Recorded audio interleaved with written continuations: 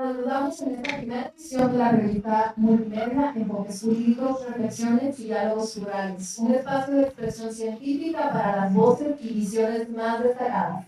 Soy Lidia Gutiérrez y en esta ocasión abordaremos los avances y pendientes de los derechos de las mujeres en materia electoral, no sin antes ceder el uso de la voz al doctor Guillermo Campbell, jefe del Departamento de Derecho, que nos dirigirá un mensaje.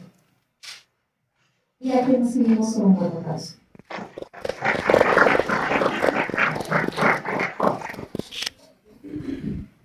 Buenas tardes a todos y a todas. Es Renovarse o Morir, es la primera revista electrónica que tenemos en el Departamento de Derecho y creo que en la Facultad Interdisciplinaria de Ciencias Sociales. Siempre me gusta hacer el reconocimiento de quien ha sido impulsor de estos esfuerzos, José Gámez, desde joven inquieto y siempre innovando, y siempre nos lleva hacia la modernidad y no solamente en la manera de hacer las cosas, sino en ustedes. El tema que se aborda hoy en esta primera edición, obviamente no es un tema nuevo, pero tenemos que decirlo, es una asignatura pendiente. Mucho se ha hecho en el tema, pero es mucho más lo que falta por hacer. Qué bueno que en el mes de marzo, que se conmemora el Día de la Mujer, el 8 de marzo, y que en esta época electoral que estamos viviendo, veamos en qué vamos con la asignatura pendiente de la mujer y los derechos electorales. Bienvenidos al Libro del Saber, bienvenidos a la Universidad de Sonora, Patrimonio Cultural de los Sonorenses, y a su Departamento de Derecho que sigue pugnando y peleando para que el derecho sea. Bienvenidos, buenas tardes, gracias a todos por la asistencia.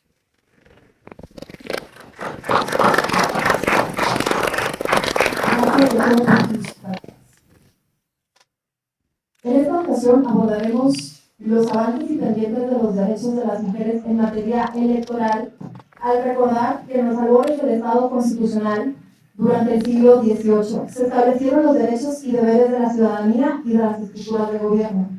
Posteriormente, este fervor libertario permeó en México durante el siglo XIX, pero ambos momentos excluyeron de la cualidad de ciudadanía a las mujeres, puesto que en el orden internacional y frente a la Declaración de los Derechos del Hombre y del Ciudadano, Olympe de Gouges presentó la Declaración de los Derechos de la Mujer y de la Ciudadana, por lo que fue guillotinada acusada de pretender ser un hombre de Estado. Ambos estados, el francés y el mexicano, a partir del siglo XX, reconocieron la ciudadanía de las mujeres. En el caso de México, primero fue el reconocimiento del derecho a votar. En 1947, durante el gobierno del presidente Miguel Alemán, se reconoce el derecho a votar y ser votada en los procesos municipales. Más tarde, en 1953, el presidente Adolfo Ruiz Cortines otorgaría la plenitud de los derechos de ciudadanía a las mujeres. Sin embargo, en términos de acceso al poder, fueron necesarias las cuotas de género, que en 1996 obligaron a los partidos políticos a registrar 30% de candidaturas de mujeres. Finalmente, en 2014, se aprobó una reforma constitucional que estableció la paridad de género en el registro de candidaturas. Además, el 25 de febrero de 2022, el Consejo General del Instituto Nacional Electoral emitió el acuerdo INE-CG 137-2022, mediante el cual aprobó el protocolo del Instituto Nacional Electoral para la atención a víctimas y la elaboración del análisis de riesgo en los casos de violencia política contra las mujeres en razón de género. En el marco de la Agenda 2030, el Objetivo 5 busca lograr la igualdad de género y empoderar a todas las mujeres y niñas, para asegurar la participación plena y efectiva de las mujeres y la igualdad de oportunidades de liderazgo a todos los niveles decisorios en la vida política, económica y pública. Con el objetivo se mide la proporción de escaños ocupados por mujeres en los parlamentos nacionales y los gobiernos locales. Para lograrlo, hoy analizamos los avances y pendientes de los derechos de las mujeres en materia electoral con dos expertas destacadas en el mundo legal. No sin antes subrayar que la revista multimedia Enfoques Jurídicos, Reflexiones y Diálogos Plurales se lleva a cabo con la producción del Instituto de Investigaciones Jurídicas Nativus Unison AC, Seminario de la Niñez Migrante del Colegio de Sonora y el Departamento de Derecho de la Universidad de Sonora, quienes hacen posible explorar las complejidades del derecho y de las ciencias sociales. Hoy reflexionaremos en torno a estos avances y pendientes de los derechos de las mujeres en materia electoral desde el conocimiento y la experiencia de la maestra Alma Lorena Alonso Valdivia, consejera del Instituto Estatal Electoral y de Participación Ciudadana, y la maestra Arilene Montoya Castillo, magistrada del Tribunal Estatal Electoral de Sonora, quienes cuentan con una trayectoria consolidada en materia de derechos electorales de las mujeres en Sonora. Antes de ceder la palabra a nuestras presentadoras, compartimos una breve reseña curricular de las invitadas. La maestra Arilene Montoya Castillo actualmente es magistrada por el Ministerio de Ley, titular de la tercera ponencia del Tribunal Estatal Electoral en Sonora desde 2020. Labora en el Tribunal Estatal Electoral de Sonora, donde ha sido designada para los cargos de secretaria proyectista, coordinadora de ponencia y secretaria general. Es licenciada en Derecho por la Universidad del Valle de México, Campus Hermosillo, donde se tituló con testimonio de desempeño sobresaliente en examen Ceneval y reconocida por mérito académico y maestra en Ciencias Sociales por el Colegio de Sonora. Un aplauso para ella, por favor.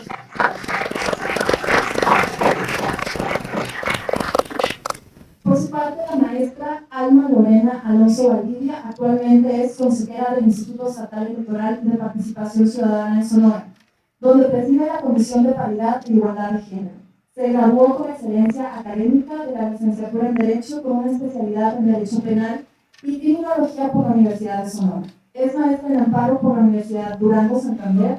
Cuenta con diversos cursos de capacitación para actuario, secretarios de juzgado de distrito, tribunales unitario y colegiado impartidos por el Poder Judicial Federal. En este momento cedo la palabra a la maestra Cintia Denise Coronado y a la doctora Gloria Silvia Valdés, quienes conducirán las preguntas a nuestras entrevistadas. Bueno, pues damos inicio a este evento, la primera revista multimedia que estamos lanzando desde Nativos Unison, Colegio de Sonora y Departamento de Derecho. Pues yo estoy muy contenta porque pues tenemos invitadas de lujo, un tema muy importante ahora en este marco del 8M. Y pues en el marco de estas elecciones que vienen, Gloria, no sé qué opinas tú. Pues estoy, como quien dice, con mucho power. Tenemos invitadas de lujo, estamos en este bello auditorio Reynoso Dávila, en el alma mater, mi alma mater, y con un público excelente. Invitamos a todas las personas que nos siguen en redes sociales, en el Facebook de Nativos, denle like. Hagan sus preguntas porque esto se va a poner bueno. ¿Cómo la ves? Sí, todas las preguntas, las dudas que tengan por ahí, pues aquí vamos a tener a nuestras dos ponentes expertas y saben exactamente lo que hacen en sus ámbitos de labor. Y pues empezamos, no sé qué te parece, Gloria. Claro que sí. Adelante, Cintia. Bueno, tenemos aquí, pues tenemos muchas preguntas, hay muchas dudas en materia, todavía sabemos, como nos comentó acá nuestra compañera la doctora Liz, pues hay muchos avances en materia electoral, ¿no? Pero hay muchos pendientes y pues de eso es de lo que queremos hablar ahora. En su opinión, ¿cuáles han sido los avances jurídicos en participación política y electoral de las mujeres, particularmente en México, y en cuál normativa podemos encontrar estos avances, pues desde lo que a ustedes les ha tocado? Empezamos. A ver. ¿Quién guste? ¿Quién? Bueno. Sí, la maestra. Sí. Primero, pues felicitarlos por este proyecto. Es un proyecto muy interesante. Muchas felicidades. Y es un gusto también estar en nuestra alma mater, ¿no? La Universidad de Sonora. Gracias, maestro, por el recibimiento. Y qué gusto ver a los alumnos y alumnas de Derecho. Así estuvimos nosotros, ¿no? En algún momento, con esas caras con esa expectativa de qué sigue para nosotros luego en un futuro como profesionistas, las mujeres, qué sigue para las mujeres universitarias. Bueno, la pregunta está muy interesante y definitivamente yo me enfocaría primero en un aspecto positivo, avances. Hay un avance que se puede traducir en una palabra. La palabra se llama paridad. La paridad es la posibilidad que tenemos ahora las mujeres de participar en candidaturas, en cargos de elección popular, primero en el tema electoral, en igualdad de condiciones que los varones. Pero este avance no ha sido un avance que se dio de un día para otro, ni de un año para otro, ni siquiera de una década para otra. Ha surgido derivado de la lucha constante, de la lucha ardua, ahorita que estamos en el contexto del mes de la mujer, ¿no? Que ya pasó el Día Internacional de la Mujer. Es muy pertinente reconocer y agradecer a las mujeres que nos han precedido en esta lucha y que gracias a ella pues se ha cultivado este fruto para las mujeres que estamos actualmente en cargos públicos, que es la paridad. ¿Qué es la paridad? En materia electoral, a este tema de la paridad le precedió, después de estas luchas, un sistema de cuotas, como ahorita mencionó la doctora Lisbeth. En la década de los 90, fíjense, no hace tanto, fue que hubo un primer logro, un avance sustantivo, donde los partidos políticos estaban obligados a postular en las candidaturas un 70-30, 70% de varones en las candidaturas y 30% de mujeres. Después progresamos al 60-40. Pero en esa lucha también ha habido resistencia y de esa resistencia hablaremos más adelante. Y parte de la resistencia era que aun cuando esas cuotas se cumplían, pues a las mujeres las colocaban en las suplencias, en las candidaturas. Entonces, aun cuando se cumplían las cuotas, pues las mujeres no había viabilidad que estuvieran en posibilidades de acceder a los cargos. Entonces las cuotas pues no fueron un mecanismo muy efectivo para que las mujeres efectivamente participaran en política. Pero en el 2014 llega a la Constitución, el 10 de febrero de 2014, cuando se da en México la reforma que transita del Instituto Federal Electoral al Instituto Nacional Electoral y se establece un mecanismo, un sistema nacional de elecciones, llega el principio de paridad a las candidaturas. Se establece en el artículo 41 de nuestra Constitución, en nuestra Carta Magna, que el 50% de las candidaturas en las legislaturas, tanto federales como locales, eran para cada uno de los géneros, es decir, mitad hombres, mitad mujeres. Y ahí podríamos decir que había una fiesta para las mujeres en México. Sin embargo, de la lectura del propio artículo 41, se limitaba únicamente a las legislaturas, es decir, al Congreso Federal y a los congresos de los estados. Y fue entonces que la lucha continuó por las mujeres, por los colectivos feministas, y ahora sí que a punta de sentencias, como decimos, en el Tribunal Electoral del Poder Judicial de la Federación, se emitieron dos jurisprudencias muy importantes que llegaron a reforzar lo que se entendía por ese principio de paridad consagrado en el artículo 41 constitucional. Y hago referencia a la jurisprudencia 6 del 2015, es decir, en un año después de la reforma de 2014, y a la jurisprudencia 7 de 2015, donde esos criterios del Tribunal Electoral del Poder Judicial de la Federación ya dejan claro que la paridad tiene una dimensión más allá de los congresos. Entonces obliga a los partidos a que postulen candidaturas también de manera paritaria en el Poder Ejecutivo, es decir, también para los ayuntamientos. Ahí está otro avance, pero como les digo, pues fue a punta de sentencias. Pero luego hay una fiesta mayor, el 2019. ¿Qué pasa el 2019? Entonces hay otra gran reforma que se llama paridad en todo o paridad transversal. ¿De qué se trata esa reforma de 2019? Del 6 de junio de 2019. Son fechas históricas para las mujeres en México. Primero, el 10 de febrero de 2014, cuando la paridad se eleva a un principio constitucional, pero les digo con sus limitaciones. Llegamos al 6 de junio de 2019 y entonces la paridad se ve desde un enfoque transversal. Y la paridad se exige no nada más para cargos de elección popular, sino para los tres poderes, ejecutivo, legislativo y judicial, y para los tres niveles de gobierno, federal, estatal y municipal. De manera que ahorita ya tenemos consagrada la paridad.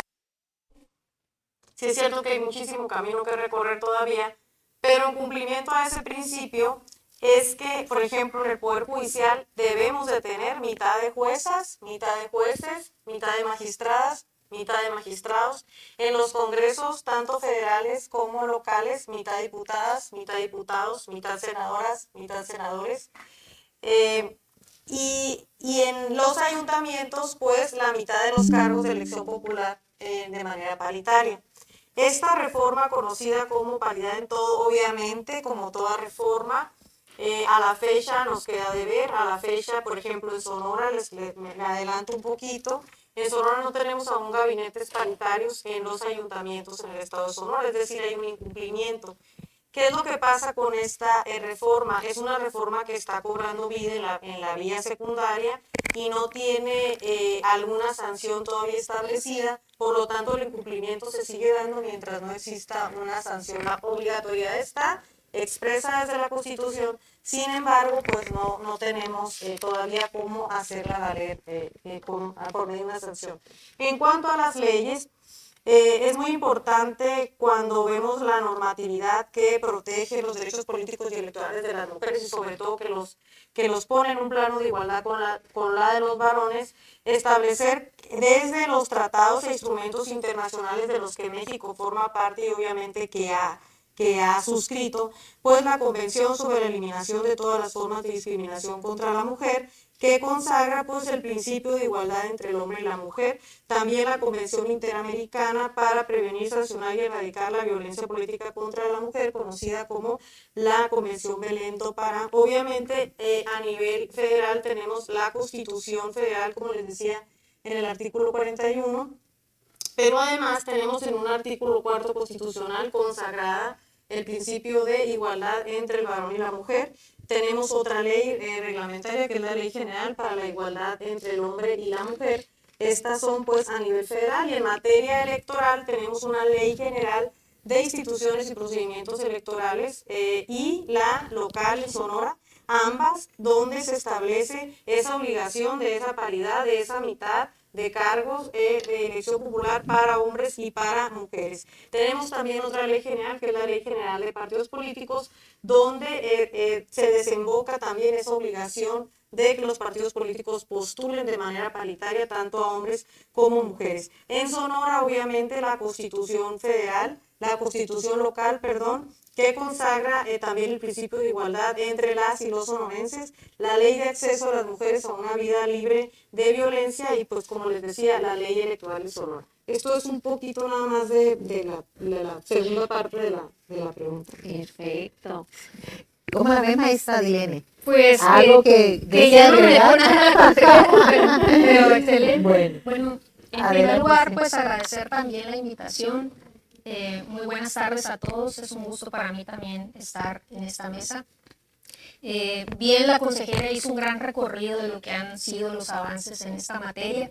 Voy a ver si puedo abonar algo al respecto. La pregunta en cuanto a avances y en dónde están consagradas, ¿no? Empiezo por un dato que nos daban ahorita en la presentación. ¿Desde cuándo las mujeres empezamos pues, a ejercer los derechos político-electorales? Empecemos por ahí. Nos decían, bueno, no es hace mucho que no teníamos el reconocimiento como ciudadanas. Un dato curioso en materia de lenguaje inclusivo es que antes de 1953 la redacción decía son ciudadanos mexicanos y daba la definición tal, ¿no? La edad y que tengan un modo honesto de vivir. Hasta ese punto, pues ahí no se incluía en el término ciudadano a la mujer, o sea, contrario a lo que sucede en la literatura o en otros aspectos, ¿no? Ahí sí fue necesario que se hiciera explícito el reconocimiento, que dijera que ciudadano, porque vaya, en esa reforma constitucional no se puso ciudadanas y ciudadanos, se seguía diciendo ciudadanos mexicanos, pero con la especificación de que se reconocía ahora también a las mujeres. O sea, son ciudadanos mexicanos, tanto hombres como mujeres.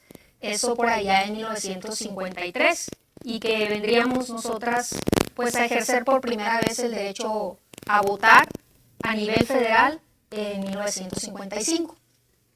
Bien, de ahí a la fecha pues han ocurrido más reformas porque pues obtuvimos este derecho a votar, es yo creo el más representativo del tipo de los políticos electorales, pero también pues está la otra vertiente del derecho al voto, que es el derecho a ser votadas, que viene también con esa calidad de ciudadanía, pero pues que no estamos haciendo ese avance en ley, pero la sociedad faltaba también que diera ese paso, que es algo muy importante también, que estemos en armonía o al mismo nivel los avances que se den en ley y los avances que se den en la sociedad. Bien, para que la sociedad a través de los partidos políticos pues postularan también a candidatas mujeres, pues se hizo necesario, como comentaba la consejera, pues el apoyo de medidas o acciones afirmativas como son las cuotas. En principio como medidas afirmativas, pero luego ya incorporadas a una ley. Bien menciona que no eran suficientes, entonces ahora pues esa cuota de 30-70 y después de 40-60, viene el pensamiento de, oye, pero somos como mujeres un grupo que a nivel pues mundial y a nivel país, pues representamos el 50% de la población. Entonces, ahora en lugar de hablar de cuotas, el derecho pues se maximiza a pensarlo también a paridad, a mitad y mitad.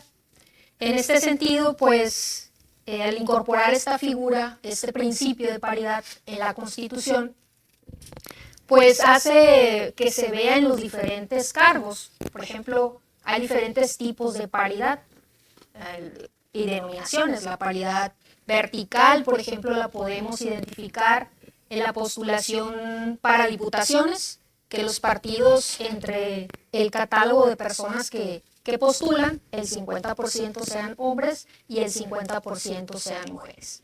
Otro criterio de paridad es el de paridad horizontal. Este lo vemos en los ayuntamientos, ya en un tipo de elección pues local. ¿Cómo es eso de la paridad horizontal? Bueno, si en nuestro caso, nuestro estado tiene 72 municipios, es obligación de los partidos políticos, si entre esos 72, por ponerles un ejemplo, participan en 40 municipios, pues están obligados, esto sería en una vertiente, la vertical sería que en el 50% de las planillas fueran mujeres y el 50% fuera integrado por hombres. Pero el horizontal se identifica que estas planillas estén encabezadas, ahora sí, 50% por mujeres y también 50% por hombres. Otro tipo de paridad la tenemos en la paridad transversal, se le llama, y la encontramos en la Ley General de Partidos.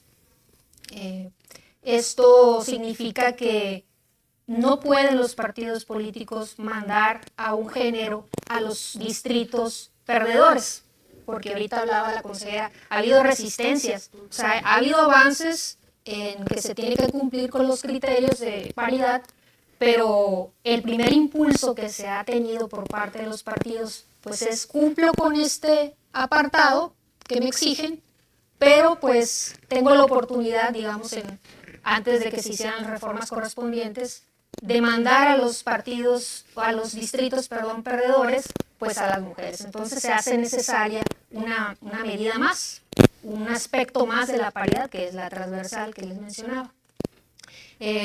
También, adicionando a lo comentado por la consejera, pues vemos que estos avances en parte también se aceleraron por esa reforma en materia de derechos humanos de 2010. El hecho anterior a esta reforma, pues ya formábamos parte de muchos tratados internacionales, pero el hecho de que se incorporara esta nueva perspectiva de lo que es el derecho, pues abonó en mucho en este avance que hemos tenido nosotros las mujeres en la legislación. Sería Muchas gracias, magistrada. Pues seguimos con la segunda pregunta para las dos.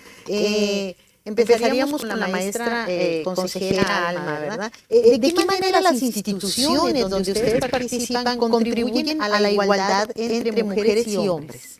y el acceso de las mujeres a una vida libre de violencia en el marco de los procesos electorales. Las instituciones ayudan, están ayudando. ¿Cómo, maestra Alma? Miren, las reformas pueden estar ahí en una ley y podemos ver reformas al medio ambiente, reformas en materia de economía. Pero si esas reformas no cobran vida en instrumentos jurídicos, en acciones concretas de parte de las instituciones que tienen la obligación de darles vida, que tienen la obligación de ser garantes de los derechos humanos de las personas, en este caso de las mujeres, pues entonces las reformas quedan ahí. Hemos visto muchísimas reformas que salen a la vigencia, sin embargo nadie les da una continuidad. Entonces, claro que las acciones que hacen, en este caso los institutos estatales electorales en este tema, pues contribuyen a esta igualdad. Yo les voy a poner un ejemplo. En Sonora, el Congreso del Estado de Sonora, de toda la vida, nunca había sido paritario. Es decir, nosotros tenemos ahorita 21 diputados por mayoría, diputadas por mayoría relativa y 12 por RP. Los 12 por RP son las famosas pluris. En total tenemos 33 diputaciones en el Congreso de Sonora. De 2021 para atrás, toda la historia de Sonora, jamás habían sido mitad hombres y mitad mujeres legislando en Sonora. ¿Qué es lo que hizo, por ejemplo, en una acción concreta, específica, contundente del Instituto Estatal Electoral? ¿Qué es lo que hizo para garantizar el acceso a esos cargos a las mujeres en igualdad de condiciones que los hombres? Hicimos unos lineamientos de paridad para el proceso electoral 2020-2021. En el ámbito de nuestras atribuciones podemos nosotros reglamentar o especificar las reglas del juego, es decir, de la contienda electoral, y en ese sentido abonas al principio de certeza, obviamente, cuando lo haces con el tiempo suficiente para que quienes son los actores políticos que van a jugar, que van a estar en la contienda, las conozcan pues, con anterioridad.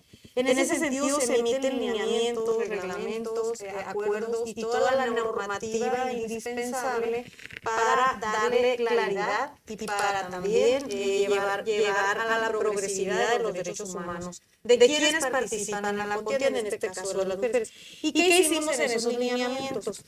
Establecimos medidas afirmativas, acciones concretas, contundentes, donde se obligan a los partidos políticos a poner a las mujeres en la primera posición de las listas de RP.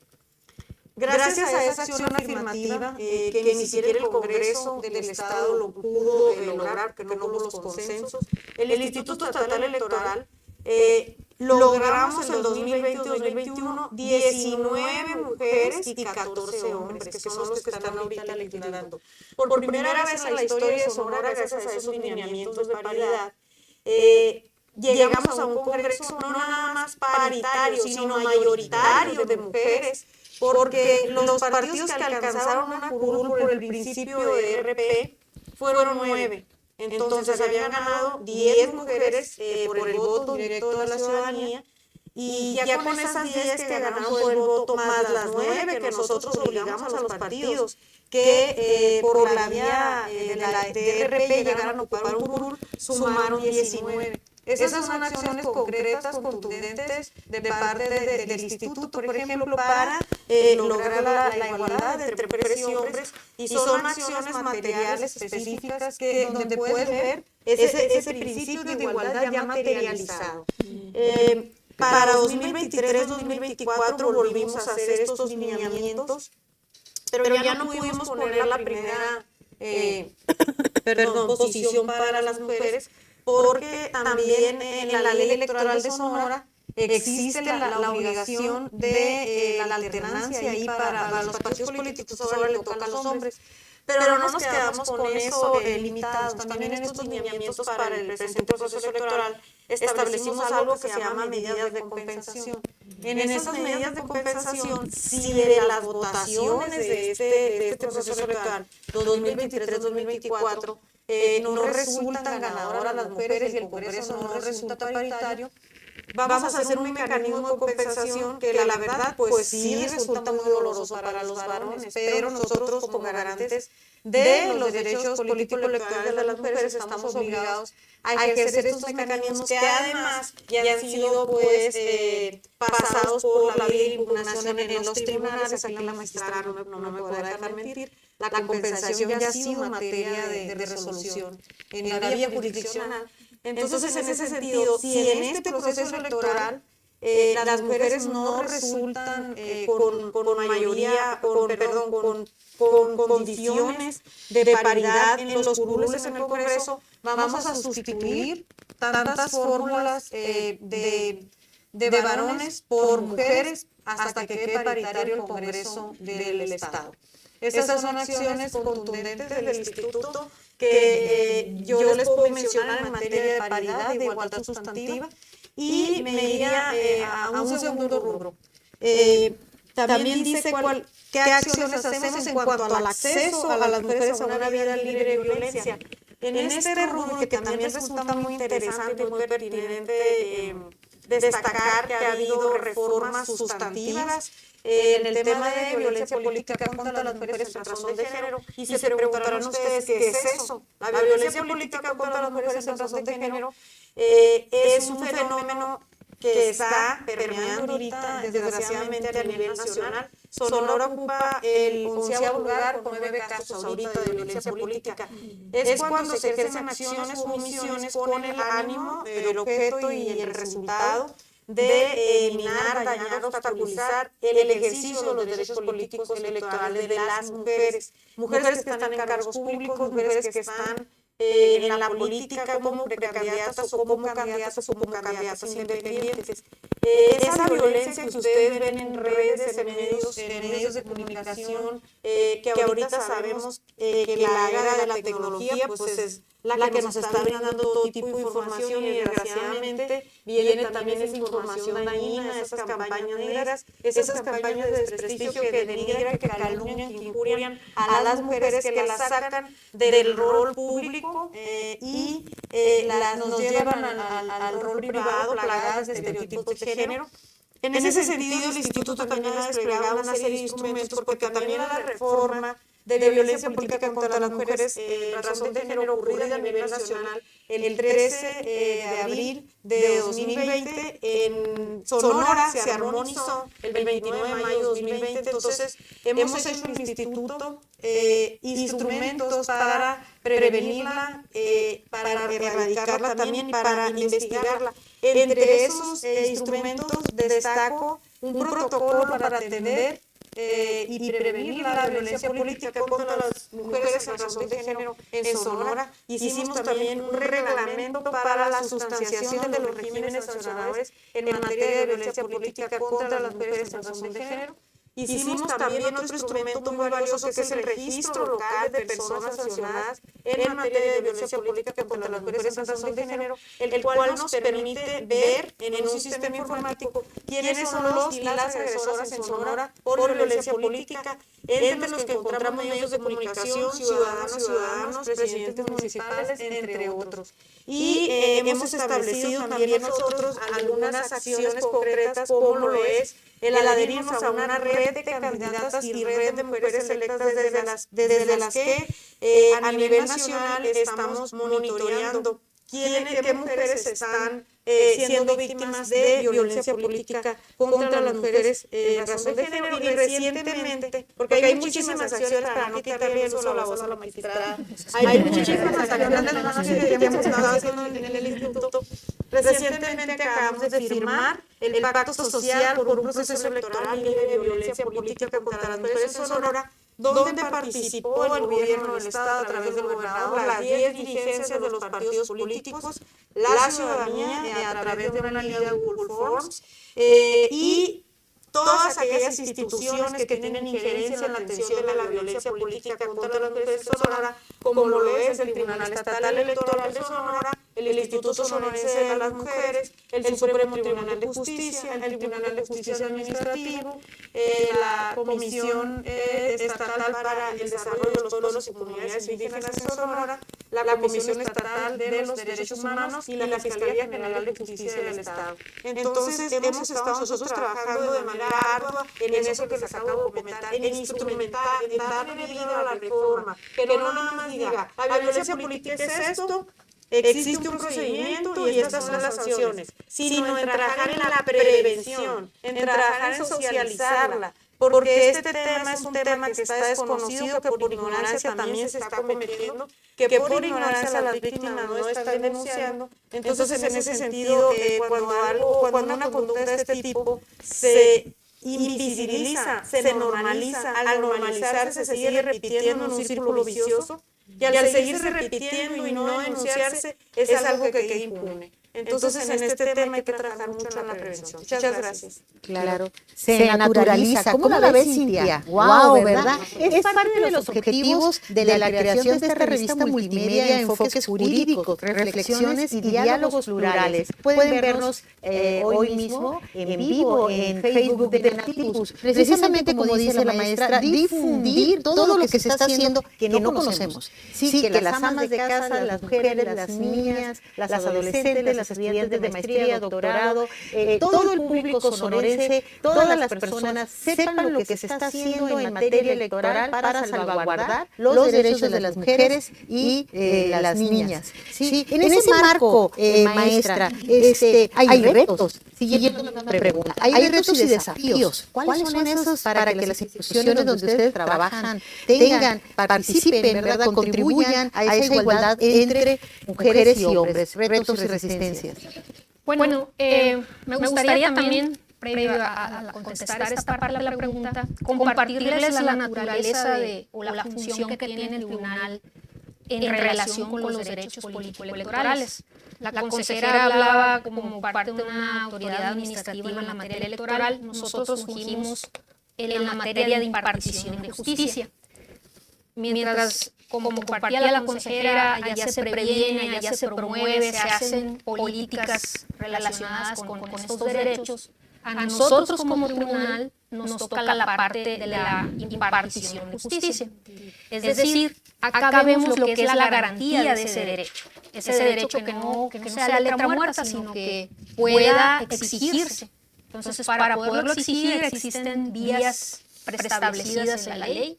En este caso, para actos que ocurren durante el proceso electoral o fuera de los procesos electorales, existen medios de impugnación, así se le llama la vía por la cual puede acudir una persona titular de derecho político electoral. En principio, pues, quienes pueden cometer actos contra estos derechos, lo voy a mencionar, consejera, una de las autoridades responsables es el Instituto Estatal Electoral, porque pues gran parte de los actos que se realizan pues vienen, como ya nos compartió lo que ellos hacen, pues de este ente. Entonces, si algún ciudadano o ciudadana, en este caso, que estamos interesadas en los derechos de las mujeres, ven que se están violentando sus derechos ante un acto ya sea del instituto u otras autoridades responsables, pues pueden acudir ante nosotros para accionar ese derecho de impartición de justicia y nosotros ya verificaríamos si ocurrió así, ¿no? La consejera ahorita nos compartía la emisión de lineamientos. De hecho, sí fueron impugnados en este proceso electoral y pues revisamos, pasamos ahí si cumplía con la normativa y en efecto se confirmaron, ¿no? Porque en este caso sí se atendió lo necesario previsto en ley y más, ¿no? Que ya menciona la consejera que hacen acciones afirmativas al respecto. Esto es en cuanto a los medios de impugnación. Nosotros también tenemos una función importante en cuanto a sancionar aquella conducta antijurídica en relación a la violencia política contra las mujeres. Es decir, ocurre ese fenómeno, pero luego ¿qué pasa? Una parte importante es la restitución del derecho, pero otra parte también es el régimen sancionador. Es decir, que no quede impune esa infracción. En nuestra materia pues queda en infracción, allá hay otras entidades que conocen ya de otra parte del derecho como son los delitos, pero lo electoral y la función que funge el Tribunal Estatal Electoral pues conoce de la infracción en esta materia. Ahí también es un procedimiento donde hay garantías procesales de las partes, se lleva un debido proceso, inicia con el Instituto Estatal Electoral, quien es quien lleva a cabo la investigación, y nosotros, una vez que se sustancia un caso, pues nos toca la parte de resolver, la parte de revisar si este caso cumple con las condiciones para poder emitir una resolución y en todo caso pues sancionar a aquel infractor. De esta manera aportamos retos, pues sí han habido bastantes, sobre todo a nosotros nos toca la parte de la interpretación porque muchas veces está la norma y pues como en todas las materias a veces no está tan clara y tenemos que recurrir a criterios, revisar otras sentencias. En nuestro caso, nosotros como órgano autónomo no formamos parte del Poder Judicial local, pero sí en este sistema federal del que formamos parte, alguien más nos revisa. En este caso es el Tribunal Electoral del Poder Judicial de la Federación. Entonces, una parte benéfica de este sistema federalista que tenemos es que podemos ver cómo se resuelven otros casos para apoyarnos nosotros en la impartición de justicia. No sé, otra parte del No, muy bien, sí, gracias. Ya, con eso, ¿no? Sí, muy interesante todo y muchas gracias por toda la información que nos están dando. Pues igual, ¿no? Seguir con la invitación a quienes nos siguen en línea, pues que sigue mucho aquí, mucha información que se va a desarrollar. Magistrada, en este sentido, ¿con cuáles otras instituciones se han coordinado para hacer valer los derechos políticos electorales de las mujeres, tanto en materia de igualdad como en no violencia, en caso de que así haya sido? Que nos pudieran compartir ambas, ¿no? Bueno, en materia de violencia política, nosotros en el marco de este procedimiento que les menciono, que es el procedimiento sancionador en materia de violencia política contra las mujeres, dentro de una resolución o de este procedimiento, en la parte de la reparación integral, pues del daño cuando se acredita una infracción, nosotros notificamos estas sentencias a ciertas instancias. Esa es la vinculación que tenemos con otras autoridades del Estado, como puede ser el Instituto Sonorense de las Mujeres, la Secretaría de Gobierno, la Secretaría de Seguridad Pública, la Fiscalía General de Justicia. ¿Para qué efecto? Estas entidades que acabo de mencionar, de acuerdo a la ley de acceso de las mujeres a una vida libre de violencia local del Estado de Sonora, pues tienen obligaciones para emitir políticas públicas en la materia. Entonces, los casos que nosotros conocemos les sirven como dato, como fuente para pues, poder desarrollar mejor el planteamiento del problema y poder ofrecer soluciones al respecto. Ese es uno de los vínculos que tenemos y también con esas mismas autoridades lo tenemos en una etapa inicial o previa. Ahorita a lo mejor la consejera puede platicar al respecto en la parte de la investigación. Nosotros cuando nos llega un asunto también podemos tener esa vinculación para dictar medidas de protección que en su momento no eran necesarias, pero que cuando nosotros conocemos el asunto a lo mejor sí se vuelven necesarias o ante una omisión podemos también, tenemos ahí la facultad de intervenir solicitando el apoyo para que pues garanticen a la víctima todas las protecciones necesarias para que una vez que llegue la resolución pues estén a salvo todos sus derechos. Hay otra parte muy importante, pero esa sí se la voy a dejar a la consejera, que es el observatorio. Creo que mucho parte les va a compartir ahí, pero pues se adelanto que como Tribunal Estatal Electoral nosotros formamos parte de ese observatorio y pues se hacen cosas muy interesantes ahí. Muchas gracias. Consejera, pues la misma pregunta, y yo creo que ya sabemos también que nos va a comentar del observatorio, un trabajo muy interesante que están impulsando también. Sí, nosotros tenemos definitivamente muchísimo contacto, mucha coordinación con varias instituciones en diferentes ámbitos. Para empezar, pues con el Instituto Nacional Electoral, en virtud de que nos encontramos trabajando inmersos en un sistema nacional de elecciones.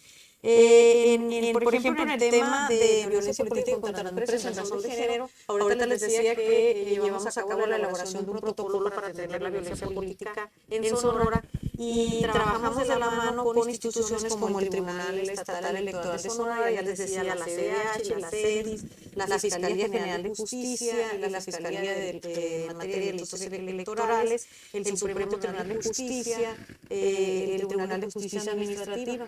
Tenemos, por ejemplo, nosotros un procedimiento también que se llama de verificación del formato del mecanismo 333 contra la violencia.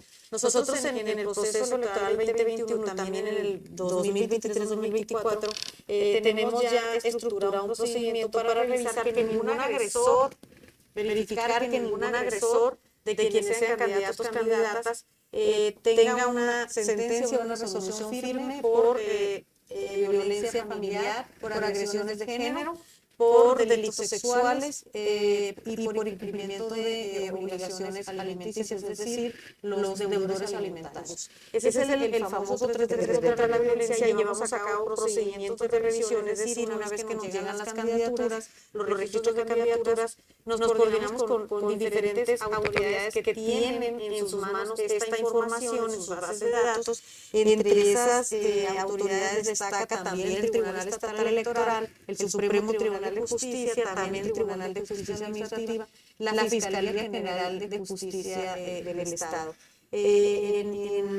Esto es en diferentes ámbitos. En cuanto al Observatorio de Participación Política de las Mujeres en Sonora, también hemos estado trabajando coordinados con el Tribunal Estatal del Estado, con la Comisión de Igualdad del Congreso del Estado, con el Instituto Sonorense de las Mujeres, pero también hay una parte muy importante que no hay que dejar de mencionar. En toda esta coordinación, además de las instituciones, estamos trabajando con organizaciones de la sociedad civil.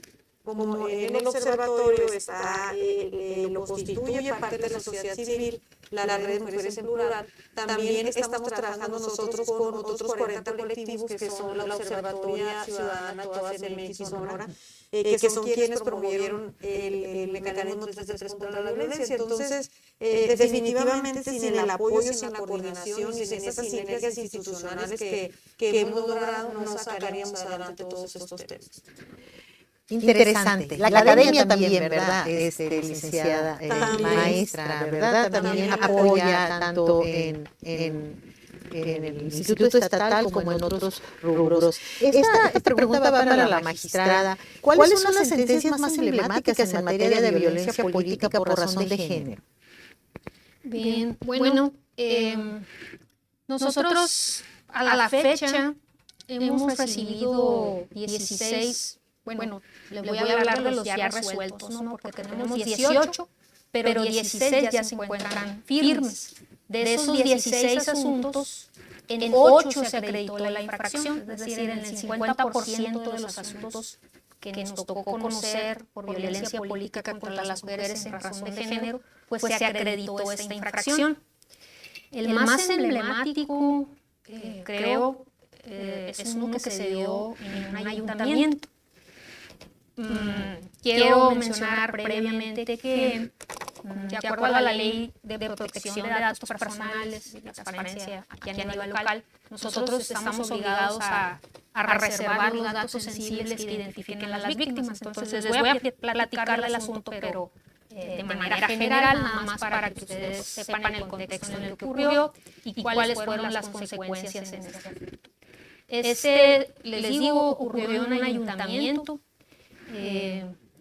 Estos procedimientos se siguen o se inician en principio porque pues una víctima viene denunciando ciertos hechos y estos hechos como requisito de ley tienen que estar relacionados con un derecho político electoral.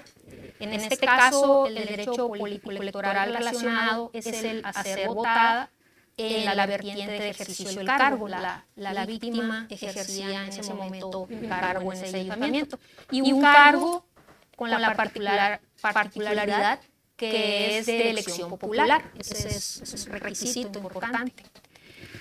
viene denunciando ciertos hechos que le impedían ejercer ese cargo, es la vertiente que no le permitían ejercer de manera plena ese cargo que ostentaba.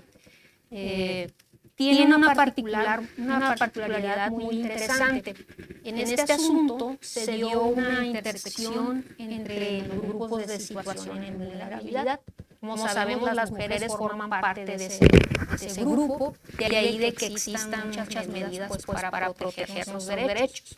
Además de formar de ese grupo, esta persona también pertenecía a un grupo de personas con discapacidad. Entonces, en este asunto, estos hechos que estaban imputando, en este caso al presidente municipal, pues se veía una doble categoría sospechosa de discriminación. Ser mujer y además tener una discapacidad.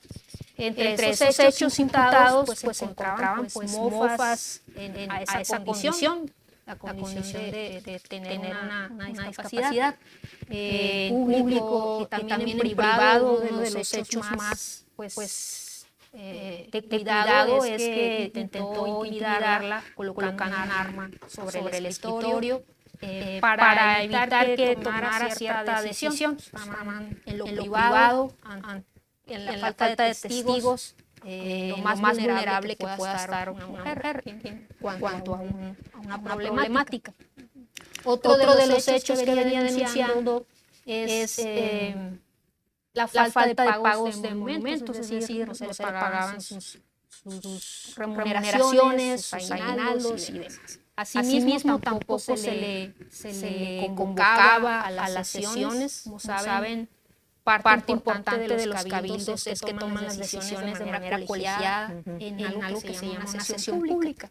Es parte de la naturaleza importante de estos órganos. Pues bueno, no se le convocaba. Entonces, pues era muy evidente pues esa vulneración a sus derechos. Ella aportó una serie de pruebas y otra particularidad, sumándole al asunto, es que aquí no se defendió el denunciado.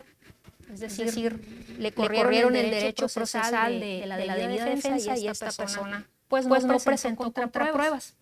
Y esto fue algo muy interesante para nosotros y por eso además de lo sensible y delicado del asunto, en lo jurisdiccional, sí, para las personas que estudian la materia de derecho fue interesante en el sentido de que aquí operó lo que se llama la reversión de la carga de la prueba. Particularmente en el hecho que les comento relacionado con el arma. ¿Por qué? Ahí en este hecho, pues, la víctima aportó muchas pruebas en relación al resto de los hechos. Pero eso en particular pues, no tenía mucho que aportar porque pues, ocurrió en lo privado, es muy difícil probar algo así. Entonces aquí pues, le correspondía al denunciado pues, probar lo contrario y pues no presentó defensa.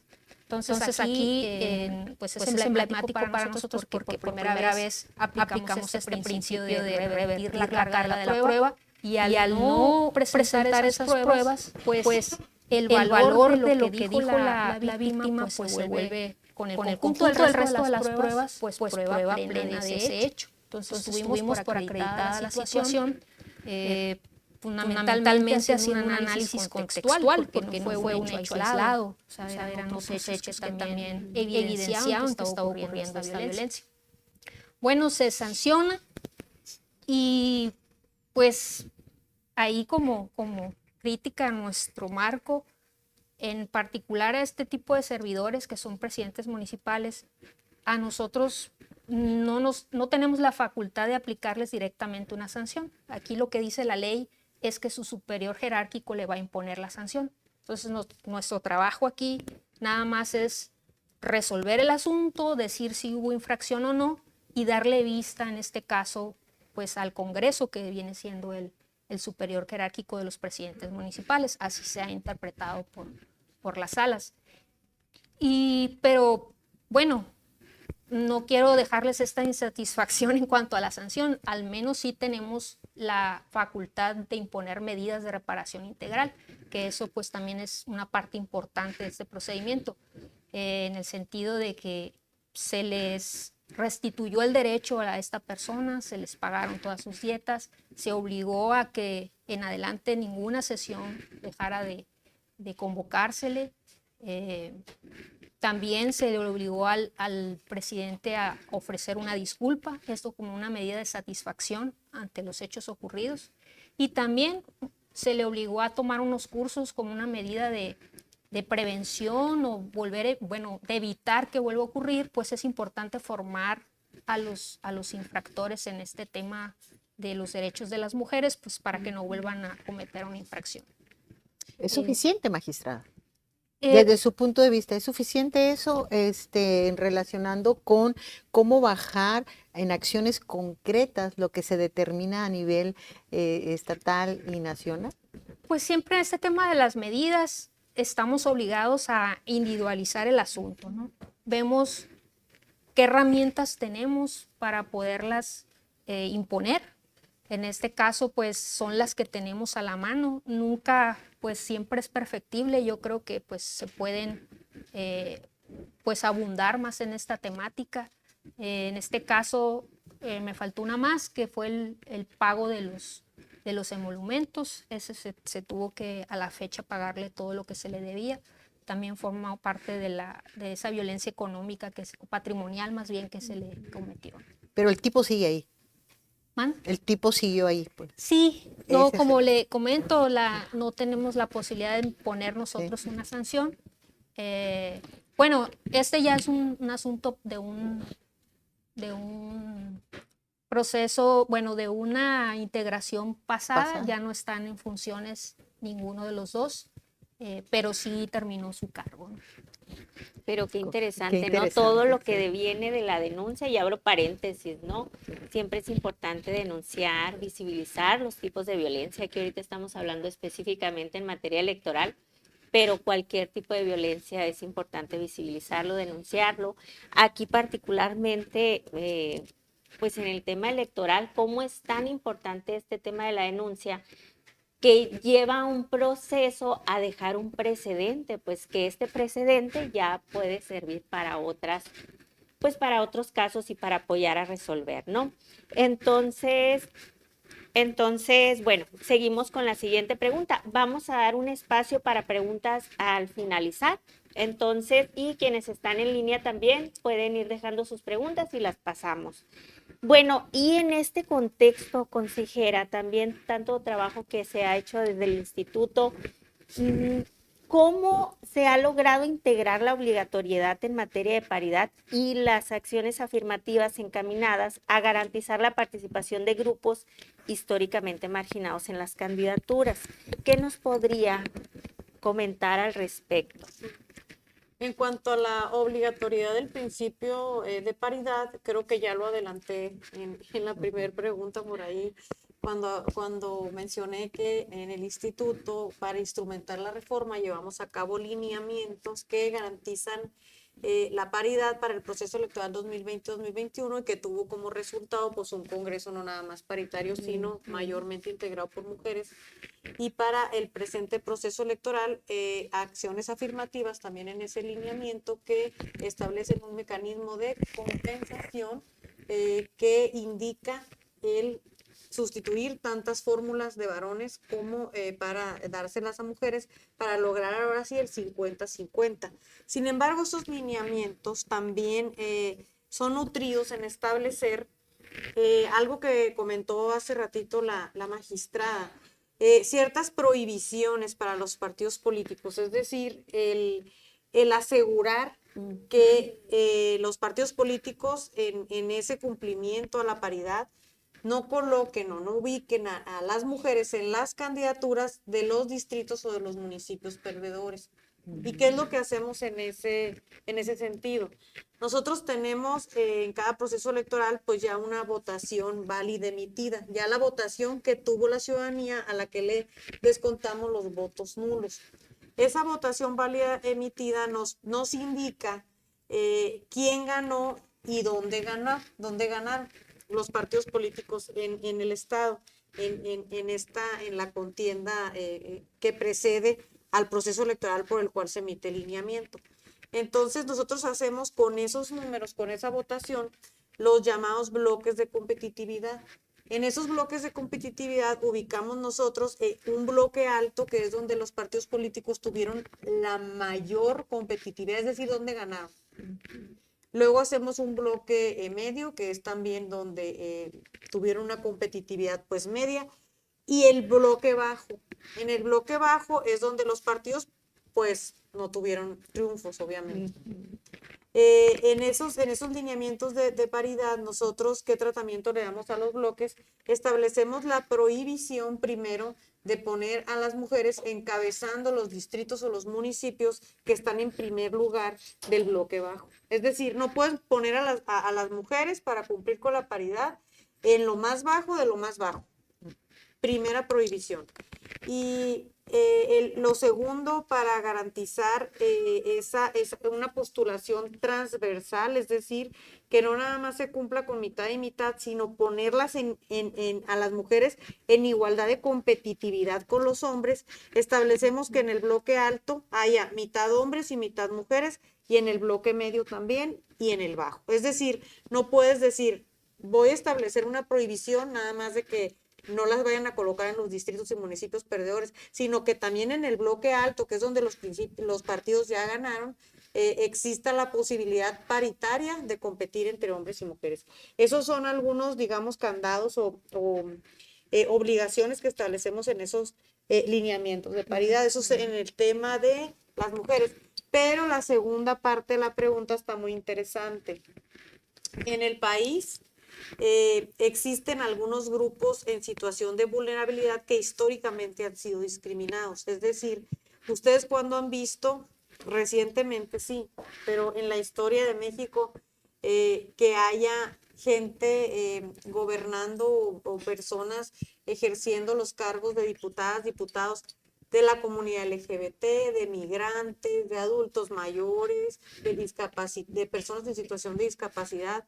Es algo relativamente novedoso el incluir en las candidaturas a personas de estos grupos que pertenecen a una sociedad, sí, pero no han sido escuchados, no han sido empoderados, no les ha sido otorgado el derecho a la igualdad de condiciones en relación a las personas que no están colocados en esa vulnerabilidad. Entonces, en el Instituto Estatal Electoral, a partir del proceso electoral 2020-2021, emitimos también acciones afirmativas para obligar a los partidos políticos a postular, es decir, a registrar candidaturas de personas en situación de vulnerabilidad, y les platico. Establecimos en los 6 municipios mayormente poblados en el estado, que es Hermosillo, Guaymas, Cajeme, Navojoa, San Luis Río Colorado y Nogales, que tienen mayor a 100,000 habitantes, la obligatoriedad de los partidos políticos para que postularan fórmulas compuestas de personas que pertenecen a la comunidad LGBTTIQ+, personas en situación de discapacidad, y tenemos también nosotros ya establecido por ley la regiduría étnica, que es donde tenemos ahorita en 20 municipios un regidor étnico, es decir, en el estado tenemos 9 etnias que nos representan, pero además 9 etnias de donde provenimos, de donde se inició la población en Sonora. Esas 9 etnias están asentadas en 20 municipios del estado. En esos 20 municipios tienen derecho, según el artículo 2 de la Constitución, a tener un representante en esos cabildos, en esos ayuntamientos. Entonces, en Sonora es el único estado a nivel nacional que tiene estipulada ya la regiduría étnica. Esa población vulnerable que son los indígenas en nuestro estado ya tienen esa participación. Entonces establecimos también en 2020-2021 acciones afirmativas para otorgar candidaturas dentro de los primeros 5 lugares de las listas de representación proporcional, es decir, de los pluris. Los partidos políticos debían de postular candidaturas mixtas también relativas a personas en situación de discapacidad, personas de la comunidad LGBT, LGBTTIQ y más, y personas indígenas. Eso fue para el 2020-2021, pero el Instituto Estatal Electoral, con el ánimo también y con la obligación de la progresividad de los derechos humanos para ahorita, para el 2023-2024, pues llegamos más allá. Las acciones afirmativas que acabamos de aprobar y que fueron también impulsadas por su servidora, se refieren en el contexto de la progresividad. Acuérdense que el artículo primero constitucional, pues uno de los principios a los que además estamos obligadas las autoridades es a estar trabajando en la progresividad de los derechos humanos. Establecimos también candidaturas para estos grupos, pero ahora sí no fueron fórmulas mixtas.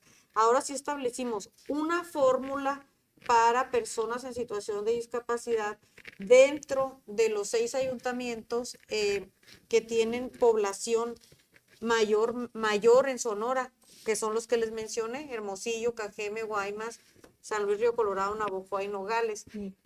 También dentro de esos 6 municipios establecimos una fórmula, ahora sí que homogénea, no compuesta, de personas de la comunidad LGBT, una para discapacitados y una parte para LGBT. Pero fuimos más allá, con el ánimo también de que esa progresividad se diera en un mayor territorio y también en una mayor población que tuviera más impacto. Nos fuimos a los municipios de mediana población, es decir, en el estado existen 8 municipios que son mayores de 30,000 habitantes, pero menores de 100,000. En esos municipios establecimos también candidaturas, 6 candidaturas para las personas en situación de discapacidad dentro de esos ayuntamientos y 2 candidaturas para la comunidad LGBT. Ustedes se preguntarán por qué les dieron 6 a uno y 2 a otro. Bueno, para el diseño de las acciones afirmativas se toma en cuenta el principio de proporcionalidad. En el estado de Sonora, las personas en situación de discapacidad son el 15.73%, son de 2 millones más o menos, que es el 2 millones y Feriecita, que es el padrón electoral, son aproximadamente como unas 440,000 personas. Entonces, por eso les dimos más candidaturas a las personas en situación de discapacidad. En cambio, la población LGBT, que es la primera vez que tenemos un dato valioso por el INEGI, en una encuesta que hizo en DICEC, representan el 6.2%, lo que equivale a aproximadamente como 140,000 personas que se autoascribieron con una orientación o identidad de género pues diferente a quienes son heterosexuales. En ese sentido se diseñaron estas acciones afirmativas para ayuntamientos, y es decir, en este trienio que viene, sí o sí, esos 6 ayuntamientos mayormente poblados más esos 8 van a tener o pueden tener personas en situación de discapacidad y personas de la comunidad ahí con voz y voto dentro de los ayuntamientos. Y para el Congreso del Estado establecimos nada más y nada menos 2 distritos indígenas: los distritos del sur, que son los de Chocoa y Guatabampo, el 20 y 21. Por un censo también poblacional se determinó que ocupan el 60% de la población, son indígenas en esos 2 distritos.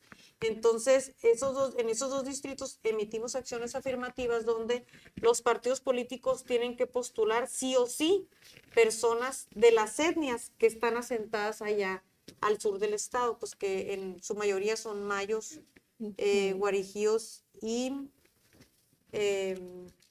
esos 2, creo, esos 2 nada más. Y para los demás grupos en el Congreso del Estado, dentro de las primeras 4 posiciones de RP o en una de mayoría relativa, se estableció una fórmula para LGBT y otra para discapacidad. Estas son acciones afirmativas contundentes.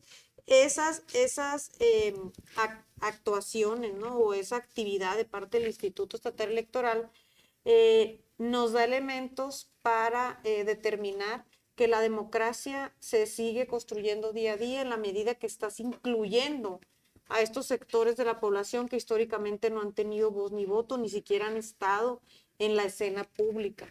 Entonces, de eso se trata la inclusión de personas en situación de vulnerabilidad.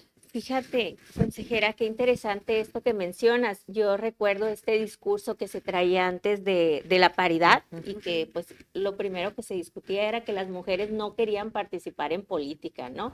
Y decían, pues no hay que darle más cuotas, las mujeres no quieren participar, no hay mujeres que les interese, lo cual no era cierto, ¿no? Y poco a poco con estas luchas, pues fue que fuimos avanzando en tema paritario.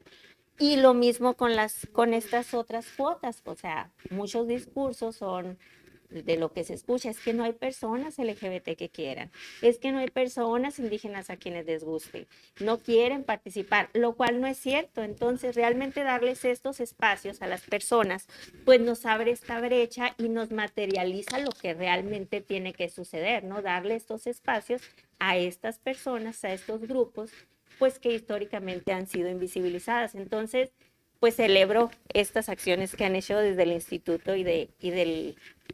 desde el tribunal, porque realmente han impulsado y han logrado materializar lo que en otros lugares no se ha logrado, ¿no? ¿Cómo ves, Gloria? No, los retos son que estas personas de estos grupos que antes no eran consideradas no sean cooptados por intereses partidistas, ¿verdad? Y que haya procesos de capacitación y educación, ¿verdad? Electoral en todo el sentido para que no sean instrumentos de intereses particulares. Yo creo que esos son los retos que tiene el Instituto Electoral y otros institutos formadores. Ya casi vamos terminando. Se nos ha ido rápido, Cintia, con estas invitadas de lujo que tenemos. Magistrada, en esos mismos sentidos, ¿considera que el Poder Judicial ha contribuido al nuevo contexto electoral que reivindica los derechos de las mujeres indígenas, mujeres con discapacidad, mujeres LGBT+? Si ha contribuido, ¿cómo? Si no, ¿por qué? Creo que sí, empezando por nuestra Suprema Corte de Justicia de la Nación, pues ellos emiten protocolos en cada una de estas situaciones de vulnerabilidad para cada grupo, de los cuales todas las autoridades jurisdiccionales podemos echar mano. Incluso pues nos obliga toda su jurisprudencia, todos sus criterios. Eso por un lado. Por otro lado, también el Tribunal Electoral del Poder Judicial de la Federación también emite sus propios protocolos, de los cuales también nosotros nos guiamos a nivel local para poder resolver, así como sus tesis y jurisprudencias. En particular, hay un protocolo que luego se hizo jurisprudencia. El protocolo, en principio, pues es una orientación para las autoridades de cómo actuar ante un problema o cómo atender cierta situación. Luego, cuando se hace jurisprudencia, pues ahí no es si quieres o no quieres, se va a hacer porque estamos obligados. Ustedes, estudiantes de Derecho, sabrán lo que implica un criterio jurisprudencial. En este sentido está uno que se llama juzgar con perspectiva de género. Es, yo creo, uno de los más importantes que nosotros adoptamos o que observamos desde el Tribunal Estatal Electoral. Y cuando por alguna razón no se hace, es decir, porque muchas cosas son de interpretación y también nos equivocamos, pues está el Tribunal Electoral que nos observa y nos dice, ¿sabes qué? Aquí hay un factor para aplicar la perspectiva de género. ¿Qué es esto de la perspectiva? Se habla pues de ponerse esos lentes que nos ayuden a identificar situaciones de discriminación, empezando desde la ley. La ley puede ser aparentemente neutral y que está atendiendo pues a la igualdad entre mujeres y hombres, pero esa neutralidad muchas veces, como no está considerando aspectos fácticos que viven las mujeres en ciertas desventajas que tenemos a nivel social, pues hace una discriminación indirecta por la propia ley. Entonces, estos lentes de juzgar con perspectiva de género nos ayuda a identificar esas situaciones, cuando la ley está, pues, parece, pues, en términos igualitarios, pero al aplicarlos resulta que, pues, es en detrimento de las mujeres que no estamos a la fecha en el mismo nivel, en un aspecto social, Entonces, esto nos ayuda a nosotros a resolver de manera más justa, para poner a las partes. Ustedes saben que un proceso judicial, pues se tienen que garantizar a ambas partes ciertos derechos. Entonces, la imparcialidad que nosotros tenemos, eso es uno de los aspectos que se debe observar, que también la mujer en este caso, que es la que denuncia en los procedimientos sancionadores, pues esté en condiciones de igualdad en cuanto al denunciado y que esas garantías procesales pues se puedan tener a la mano. Yo creo que en esta parte contribuye mucho el Poder Judicial, y también ahorita la consejera nos platicaba de lo que son las acciones afirmativas. Estas medidas pues son una herramienta muy útil para darle sustancia al derecho a la igualdad. Entonces, todas las autoridades mexicanas estamos obligados, pues cada quien desde sus competencias, a contribuir a que este derecho pues se garantice. Cuando no se hace, cuando hay omisiones, cuando no surge, pues digamos, no es el caso de este instituto, pero en otros institutos, los tribunales tienen la posibilidad, esto sí, es importante mencionarlo, si el justiciable acude ante nosotros señalando esa omisión, nosotros podemos entrar para estudiar el asunto y pues ordenarle en todo caso a esa autoridad que pues emita las acciones necesarias para que se garantice el derecho a igualdad en una contienda, por ejemplo. En este proceso electoral sobre las que comentaba la consejera, aún no nos ha tocado asuntos, son tan nuevecitas, pero en el proceso anterior sí nos tocó conocer. Yo creo que el criterio más importante que se rescata del anterior, sí hubo un trabajo al respecto. Nada más ahí el criterio es, venían los partidos políticos diciendo, oye, estas reglas me las estás imponiendo ya durante el proceso, eso va en contra de la certeza, ¿no? Es parte del agravio que venían alegando. Entonces se les dice que pues ya no es una cuestión nueva, ya tenemos varios procesos atendiendo con estas acciones. Se les aclara que este tipo de medidas no es una reforma sustancial, sino es instrumental, es en relación a hacer efectivo un derecho que ya tenemos ahí desde pues bastante tiempo. Y pues aclararles, ¿sabes qué? Sí reconocemos que la certeza, pues de hecho es un principio muy importante en un proceso electoral, pero tomar una decisión durante un proceso pues no la afecta.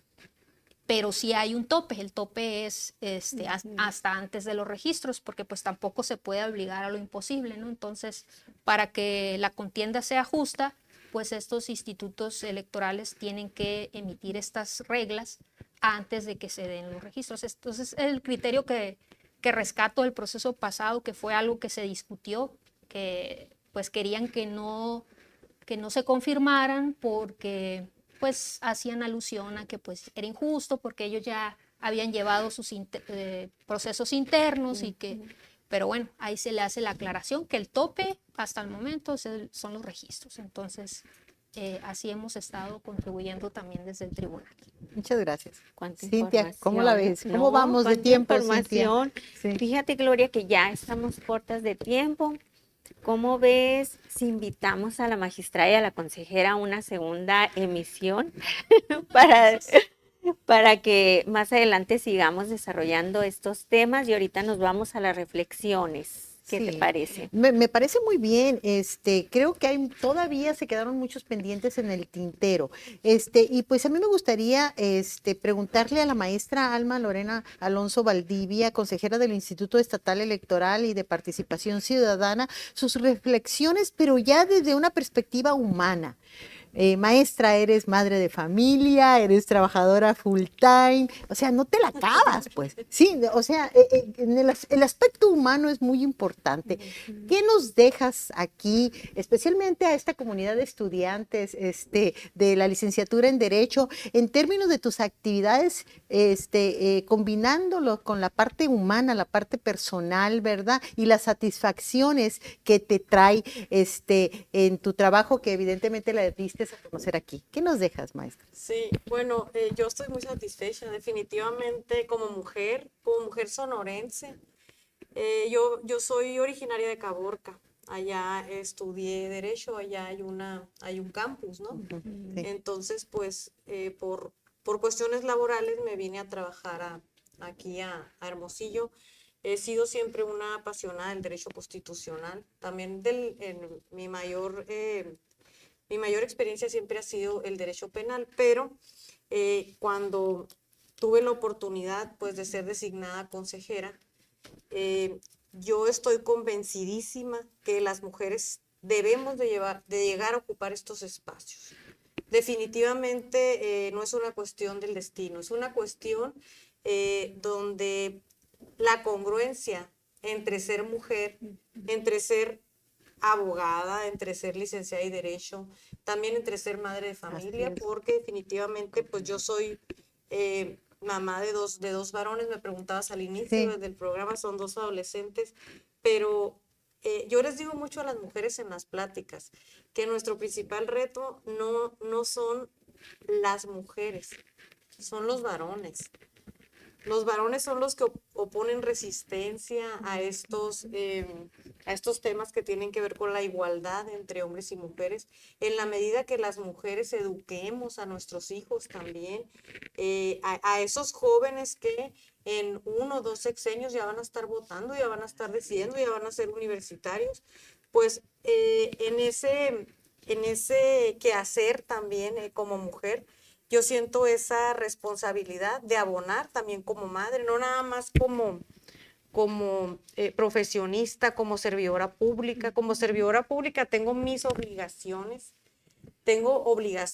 que tienen que ver con ser garante de los derechos humanos de la sociedad, pero en particular pues de las mujeres. Como madre de familia, pues de contribuir a eso que acaba de decir la maestra Dilene, a forjar a esos varones con perspectiva de género, con esa visión de los lentes morados, con esa cultura que tenemos que dejar atrás el esquema patriarcal. Y les decía, el mayor reto es educar a los varones, es hacer aliados a los varones de las mujeres. Las mujeres ya tenemos redes, estamos en colectivos, estamos ya con un principio de paridad, tenemos ya una legislación que nos garantiza también el acceso a estos cargos, que nos protege también de la violencia. Pero en la medida que no eduquemos a esa parte de la sociedad que se nos está resistiendo a la igualdad entre hombres y mujeres. ¿Ustedes creen o no resulta absurdo que exista un artículo 4º constitucional que diga: los varones y las mujeres son iguales ante la ley? Han pasado 2023 años para que exista, o sea, digo yo, ¿cómo es posible que tenga que existir esa letra que parece muy perfecta? Yo sé que existe, pues porque la igualdad material deja mucho que desear de la igualdad formal, que es la que está contenida en el papel. Pero pues existe. Entonces, es lo mismo que les decía de las leyes y la instrumentación. Si las leyes llegan a unas reformas muy bonitas, pero si no hay una acción, si no hay una actividad de las autoridades para moverlas, para nutrirlas, para darles vida, creo que pasa lo mismo con la educación, con la cultura. El esquema sobre el que está trazado nuestra sociedad en México, pues es patriarcal. Siempre ha sido predominante la dominación del hombre. Siempre han sido los hombres los que están en cargos públicos tomando decisiones, quienes ejercen, quienes legislan, quienes llevan a cabo los trámites que tienen que ver con justicia, quienes resuelven, quienes imponen sanciones. Definitivamente es tiempo de las mujeres, pero también es tiempo que las mujeres ejerzamos esos derechos libres de violencia. Y para ello tenemos que sumar definitivamente a los hombres. Ese es el principal reto, que yo siempre expongo en estos diálogos. Y pues muchísimas gracias por la invitación, por la oportunidad de estar aquí reflexionando esta tarde. También me da mucho gusto saludar a la maestra Dilene, que hemos sido colegas allá en el instituto, con quien nos une una amistad, mucho cariño, muchos años. y he visto también su crecimiento y estoy muy orgullosa del crecimiento profesional que ha tenido. Y pues de estar en esta universidad que nos formó también, ¿no? Que nos hizo profesionistas y que nos lleva a ejercer esta carrera tan bonita, tan noble que es el derecho. Muchas gracias. Gracias, maestra. La misma pregunta, magistrada, ¿qué nos dejas? ¿Qué te deja?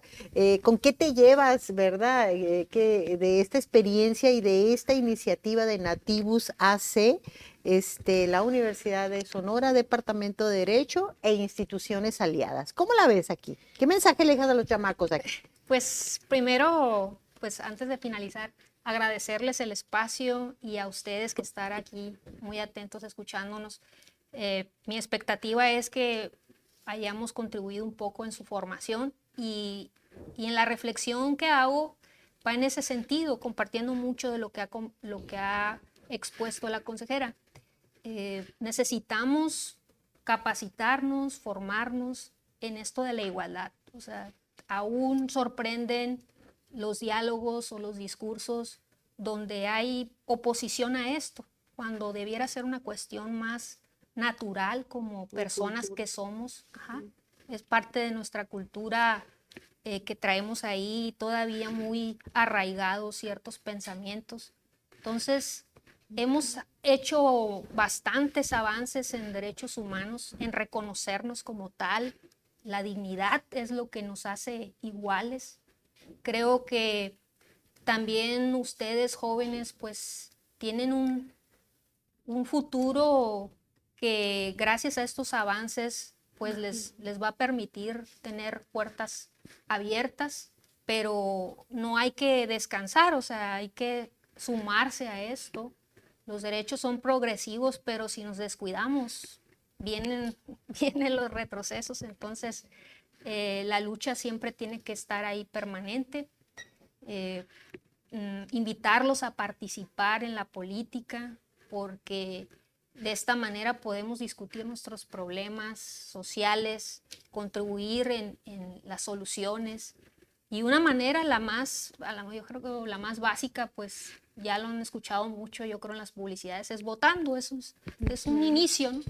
O también integrarse a partidos políticos, es otro de sus derechos, o haciéndolo de manera particular también, con sus vecinos, vecinas, en las escuelas también hay muchos espacios muy importantes para que ustedes se manifiesten, que se expresen, porque pues es muy importante la voz de ustedes los jóvenes y que tengamos muy en claro esta igualdad de la que hemos estado hablando el día de hoy. También que se acerquen, bueno, nosotros estamos en la tarea de ir hacia ustedes, pero también sepan que están las instituciones abiertas, ¿verdad? Estamos haciendo trabajos, actividades para que ustedes puedan distinguirnos también, de que no somos los que hacemos las cines nada más, porque es lo que muchas veces así nos identifican, pero pues hay diferentes competencias que tenemos y todo está para que la ciudadanía pueda ejercer sus derechos político-electorales. Entonces, me quedo con esa reflexión y que ojalá ustedes pues lo compartan con sus familias, con sus amigos, amigas, estos temas y sirva la información que nosotros traemos para compartirles y podemos ahí hacer referencia, pues a veces me dijeron algo por ahí, ¿qué tal? ¿Cómo la ves? Y ya ustedes puedan exponer sus puntos de vista. Muchas gracias. Pues qué bonito, ¿eh? Qué bonito. ¿Qué te parece, Cintia, si cerramos con la entrega de los reconocimientos a nuestras invitadas de honor? Me parece muy Para eso bien, nos paramos, Gloria. ¿verdad? Con esto damos por concluida esta primera emisión. Y pues no sin antes agradecerles nuevamente a la consejera y a la magistrada, porque con ellas empezamos. Realmente creemos que pues tenemos a nuestro panel de lujo, ¿no? Entonces, como ya lo mencionamos, por el tema de marzo, coyuntural esta mesa, y por el tema de las elecciones. Entonces, me voy a permitir leer el reconocimiento a la maestra Dilene Montoya Castillo por su valiosa exposición sobre avances y pendientes de los derechos de las mujeres en materia electoral en el marco de la revista Enfoques Jurídicos, Reflexiones y Diálogos Plurales, que emite en esta primera emisión Nativus Unison, el Departamento de Derecho, el Seminario Niñez Migrante y la Universidad de Sonora. Maestra Adilene, me paso para acá para hacerle entrega. ¿Sí? A ver, me paso para acá para hacer entrega de su reconocimiento.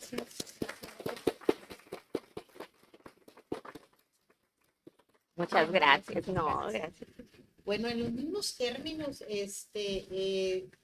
Nativus AC, la Universidad de Sonora, el Departamento de Derecho y el Seminario Niñez Migrante del Colegio de Sonora, la institución hermana, otorga el presente reconocimiento a la maestra Alma Lorena Alonso Valdivia por su valiosa exposición sobre avances y pendientes de los derechos de las mujeres en materia electoral en el marco de la revista Enfoques Jurídicos, Reflexiones y Diálogos Plurales. Felicidades.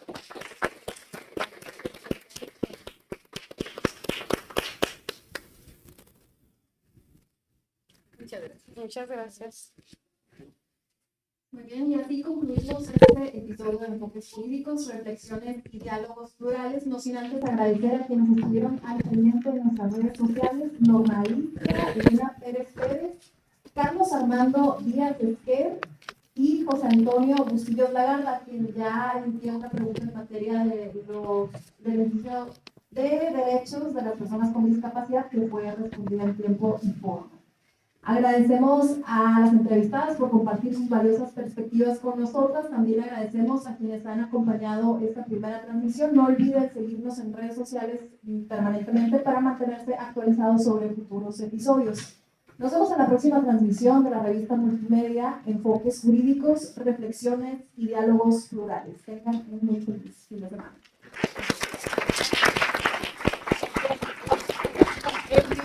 Una foto de las 4.